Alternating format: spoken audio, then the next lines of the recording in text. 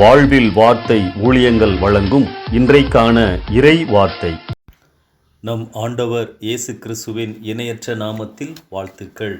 நாம் இந்த உலகத்திலே கடவுளின் பிள்ளைகள் என்ற அடையாளங்களோடு வாழும் பொழுது நம் வார்த்தையிலும் செயலிலும் அவருடைய தெய்வீக சுபாவங்களை நாம் வாழ்கின்ற இந்த சமுதாயத்திற்கு காண்பிக்க வேண்டியவர்களாக இருக்கிறோம்.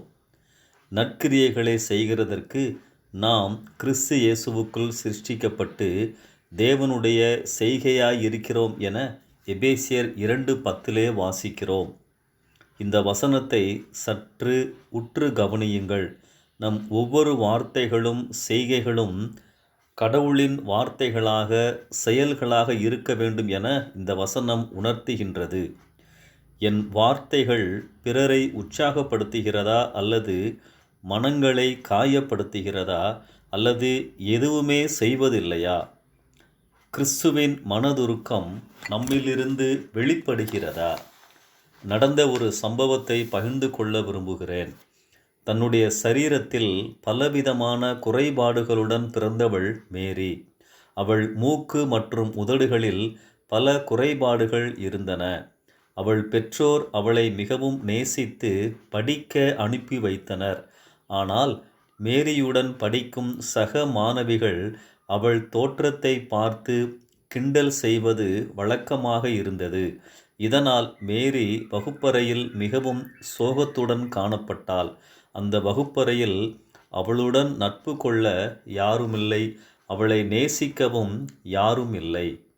இந்த நிலையில் திருமதி லியோனால் என்பவர் அவளின் வகுப்பு ஆசிரியராக நியமிக்கப்பட்டார்கள். இயேசு கிறிஸ்துவை அறிந்திருந்த இந்த ஆசிரியை சில நாட்களிலேயே மேரியின் பிரச்சனையை உணர்ந்து கொண்டார். மேரிக்கு வேறும் யாரும் அறியாத மற்றொரு பிரச்சனையும் இருந்தது. அதாவது மேரிக்கு ஒரு காது மட்டுமே கேட்கக்கூடியதாக இருந்தது. இந்த ஆசிரியை அதையும் புரிந்து கொண்டார். மாணவர்களிடம் கேள்வி கேட்கும் வேளையில் மேரியை வெட்கப்படுத்தி விடக்கூடாது என்பதற்காக இந்த அன்பான ஆசிரியை மிகவும் பரிவாய் நடந்து கொண்டார். ஒரு நாள் மேரியை உற்சாகப்படுத்தும் விதமாக மாணவர்களிடம், நீங்கள் ஒவ்வொருவராக வந்து உங்கள் கையால் ஒரு காதை மூடிக்கொள்ளுங்கள், நான் மறு காதில் ஒரு இரகசியம் சொல்லுவேன், நீங்கள் திரும்ப அதை என்னிடம் கூற வேண்டும் என்று கூறினார். ஒவ்வொரு மாணவிகளாக வரும்போது மேரியும் வந்தாள்.